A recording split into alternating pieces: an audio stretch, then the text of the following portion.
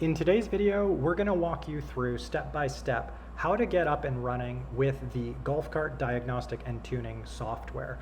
With this software, we're going to plug our Evolution Cart D5 series into our laptop using a USB diagnostic cable, and then we're going to be able to read and write different attributes to the controller. Please be aware that any information covered in this video is for educational purposes only. This is not official information. This is just from the hobbyist community who is interested in engineering. I get a lot of questions about my cart, and these are some of the things that I have done for my personal cart. Reading and writing to any electronic vehicle controller can be dangerous and potentially brick your cart and void your warranty. So some of the reasons people might want to connect to their controller and update some of the settings is to be able to do diagnostic work. There's dozens of sensors inside there, and you can get the raw readings from those different sensors as you do work. You can also adjust maximum RPM ranges and a few other things that we'll cover. One of the first things you're going to need to start tuning your golf cart is a USB specific cable for the Evolution cart. Please don't spend $150 online to buy one. There is nothing special inside. It's simply an RS-232 to serial USB cable with a special end on it. So please, I'm going to try to link to my other video here, but we have a video that shows you how to make one. On the wiring diagram here, you can see where the controller programming port is. It's typically located close to the controller next to the CAN bus port. And that's about all you need. So let's head on over to the garage and I'll show you how to get set up.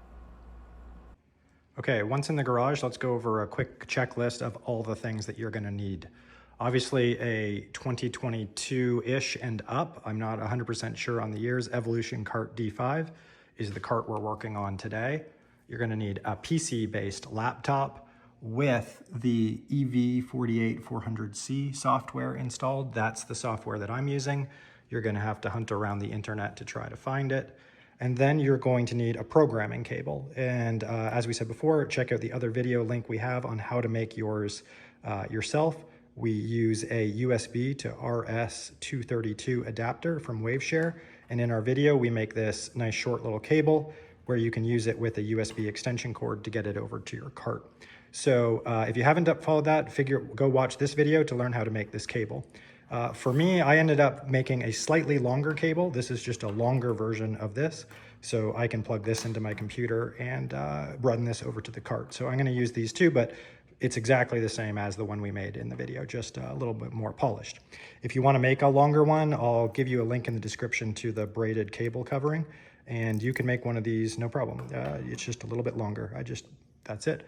Okay, so those are the things that you're gonna need before you get started. If you don't have it, go get all that stuff figured out first and then come back once you're ready. Okay, next step is to make sure each thing works one at a time. So what we want to make sure that works is that our computer identifies this RS-232 adapter and that it is discovered as a communications port. So what I like to do is plug it in. You should hear a little badoop sound on your PC. In the search box, you're going to go and look for Device Manager. You're going to pull up your Device Manager, and hopefully in Ports and COM, you see USB to serial port. Yours might not say COM7, it might say COM3, COM4, COM5, depending on which USB port you've put it in and how your computer maps it. But you should have at least one ports and COM, and you should have this available here. If you don't, the software is not going to work. So there's no sense in getting frustrated later on. The key is to make sure your computer can talk to this USB device and it has a communication port. If that's missing, don't ask me questions. Go figure out, maybe you're missing the drivers, you're missing something else. So the first step before you even open the software is to make sure that this works, because that will help us from having a headache down the road when no data is flowing. All right, so the next step is to plug in this end into our controller programming port on the cart. Controller programming port on the 2+2 is down back here. There's a little lead and it has two items on it. They might be coiled up originally, but there is a CAN bus port, this one here with the yellow around it. And then here we have our controller programming port, the 4-pin port. as you feel it, there's a little small sharp nub on the top of one side, and that's where your hook goes. So I'm just gonna plug it in now. All right, so you can see there I've plugged it in, and while you're doing this, try to make sure the cart is off. So your key, it's not on. Right now, I don't have any power flowing through here, so if I touch this, everything's gonna be okay. Generally, what you wanna do is that green light is off while we plug it in and the cart is not on. So now I have my cable and I can plug the other end into my WaveShare adapter. Okay, so now that everything is plugged in, I am going to open the Evolution Cart tuning software here. I'm gonna say yes.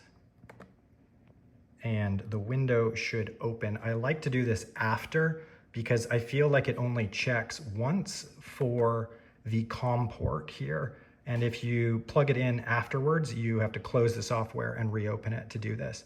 Okay, so the first thing I did is I have left the home page. We're gonna go over to Other tab. You're gonna choose that same COM port, and these are the baud rate settings, 115200, none, 8.1. You're gonna hit Connect. And then nothing will happen immediately on the WaveShare adapter. You won't see any bits communicating. What will happen is when you go to the home page, is you should, at that point, start to see communication happening here.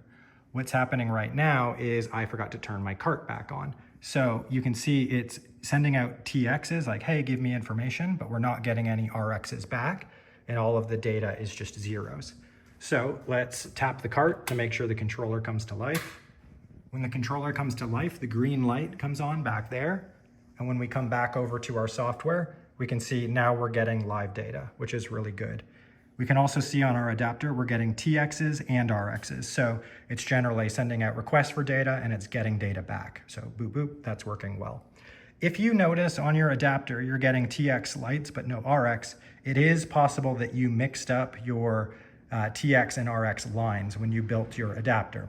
So if you are seeing TXs and nothing, that could be an issue with how you wired it. It could also be your cart is not on. So just make sure your cart is on.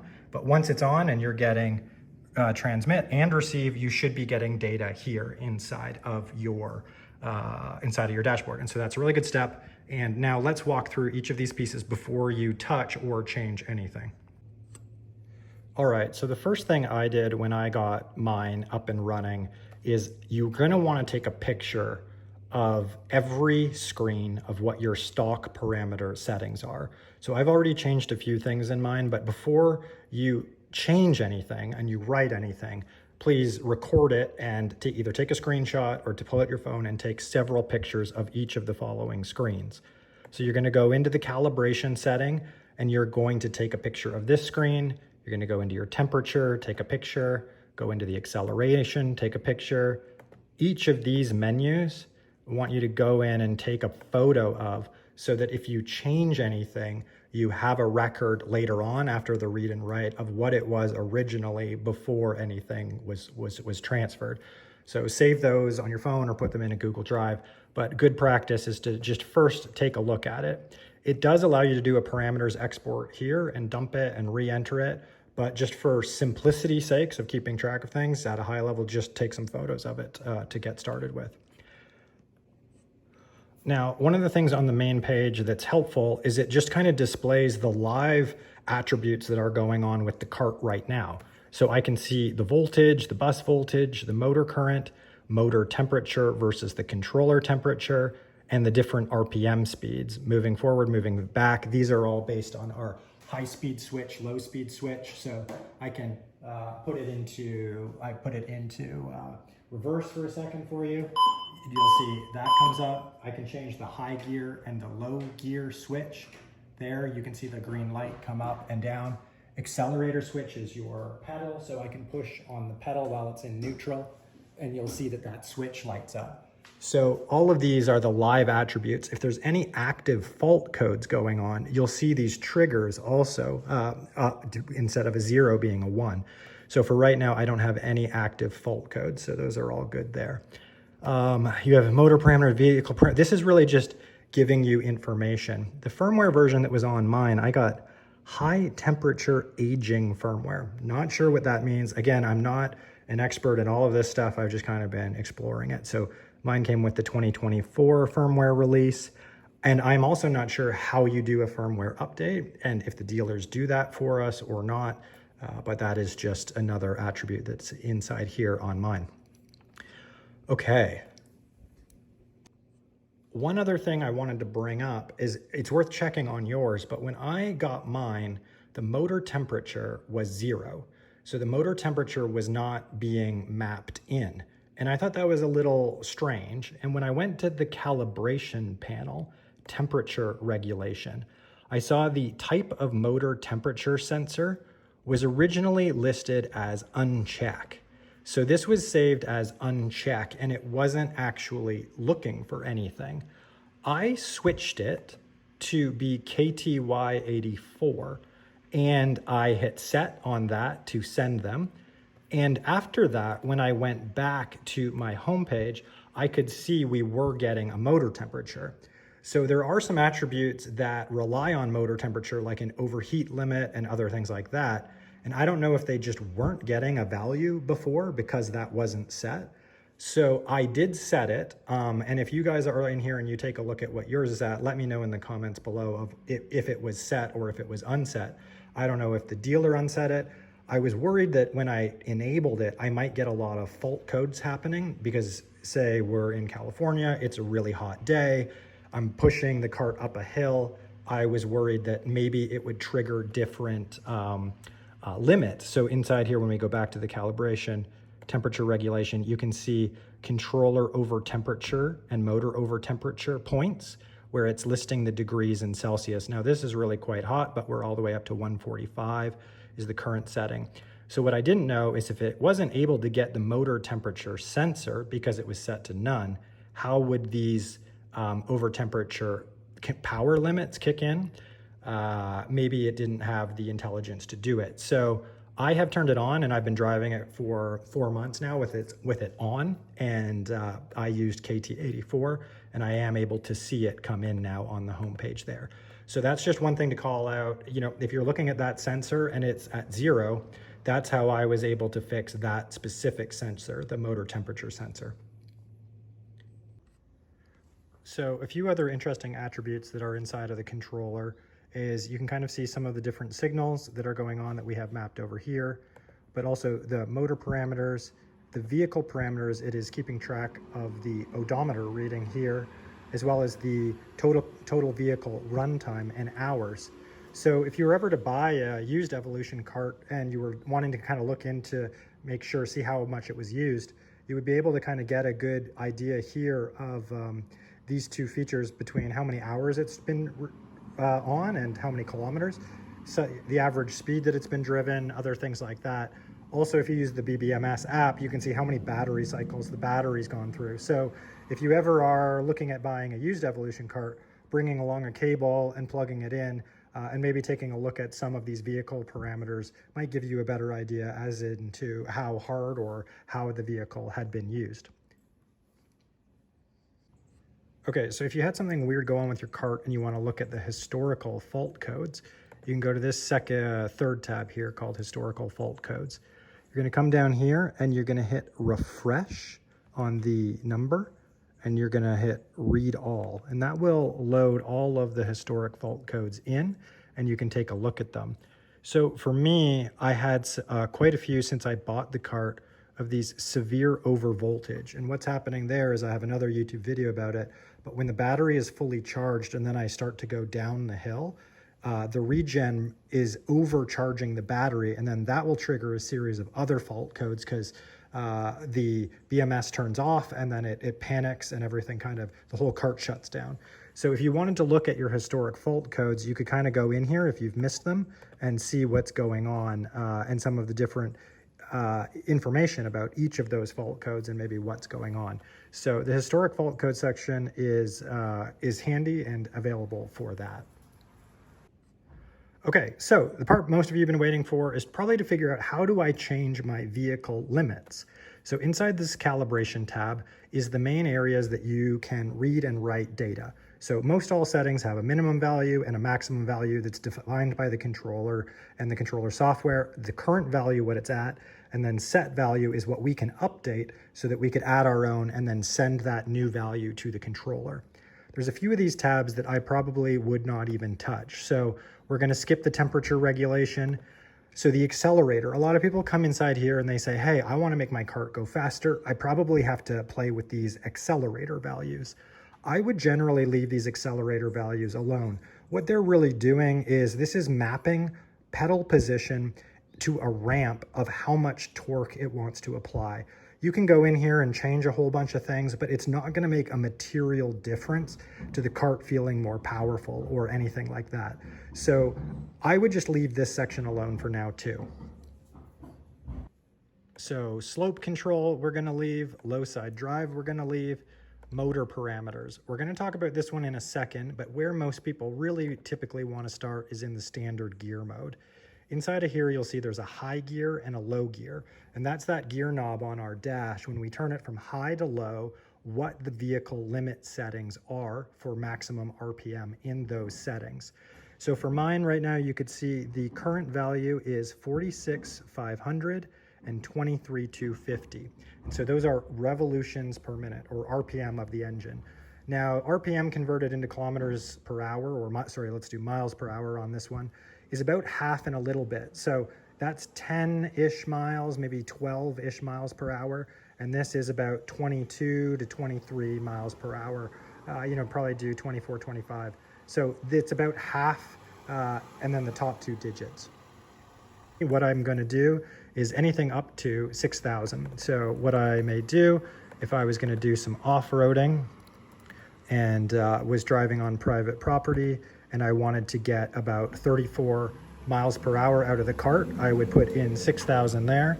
I could also reduce this one back to the low speed, bump it up to 4,500, so it would simulate a more stock driving experience or slightly higher than stock driving experience. So you could have the low gear now match what you used to have as your maximum. So you're going to go down here once you set those two attributes and click set, and you will hear the controller make a little tick noise. And what happens now is when you go to your home page, you will see a parameter change fault. And what this means is that the controller took the new setting, but is now the cart can't be moved. So if you try to drive it right now, it's not going to be able to be moved. We're going to need to turn the controller on and turn the controller off. So I'm going to go over here and turn the cart off for a second by hitting the power button. I'm going to turn the cart back on by hitting the power button. That fault is going to clear, which is great. And now if I go back into my calibration standard gear mode, you should see that those settings have taken effect and kind of have stuck in there and that everything is good to go. All right, so the last settings after you've tweaked this, if you want to unlock a little bit more torque, one thing that you can do is in the motor parameters, you're going to see here, we have motor electromotion and motor power generation factors. And so what the power generation factors are on the bottom, that is your regenerative braking. So when I let off the gas at different RPMs, these factors are how much it's going to attempt to regenerate braking. So you can see at higher RPMs, it's by stock a little bit lower. And then as we slow, that regeneration is getting harder and harder. It's kind of holding you back. It's attempting to get more watts out of every rotation. So these are the regeneration factors here. If you find your regen is too strong or too harsh or not harsh enough, you can change these factors here to change how the regeneration kicks in when you lift your foot off of that gas pedal. So motor electromotion, so that is power when I'm trying to go forward. There is different RPM buckets here. So you can see there's all these different RPM buckets and they all had different values. Generally, they gave you more torque off front, off the line, and then as you got higher and higher and higher, there was a limiting factor to the torque that it was going to allow. So if I climb a hill, and my hill, I notice my speed dips down to 15 miles per hour. 15 miles per hour is in around these two torque ranges here, the 25,000 to 30,000. And my speed, my torque is being limited by this factor. So one of the things that I did is I started playing with them a little bit, turning them up, turning them down. And at the beginning, you'll notice a little bit more pep off the line. So you'll see a little bit more pep. How I changed mine is I increased them all to 100. I wanted to unlock it and just not have the torque be the limiting factor. Now, the controller is still limited at its maximum torque, 60 Newton meters. So there are many times where I'm driving this cart where the controller is not able to give us the right. So it's not going to unlock unlimited speed for you. It's just not going to be holding that power back by the controller. So you can play with them just a little bit. Now, the main risk is, okay, now I'm going to be climbing a hill and the engine is going to overheat because we're giving it the full amount of torque. We're giving it 270 amps of power is being sucked out for a 5-minute hill climb now. So that's the caution that if you increase these too much, you might put the motor under too much strain for longer periods of time. So just keep that in mind with how you change your settings. I have had this like this at full 100 for, I guess, about 4 or 5 months now. And I haven't seen any issues. We climb some hills, we do different stuff. I would love to get some of the engine temperatures that are shown on this page, motor temperature and controller temperature mapped to my new dash. So that's something I would love to kind of keep an eye on, because as you're driving, you can see, are these getting out of control or are they staying okay? And so I just went for a drive, and the most I really saw this hit was around 50. So that is generally pretty good, but that's something to keep in mind. So that's the only other section that you can kind of unlock a little bit more power is by looking at your torque limiting factors in these different RPM ranges and gently increasing it a lot. You're not going to be able to do burnouts in this cart. It's not going to do anything too wild or crazy for you, but those are the general settings that I do recommend. All right, I hope that's helpful. And if any of you out there have any other tips for things that you have found work, let me know or put it in the comments below, because I'm still new to all of this, so any extra information would be amazing. So cheers.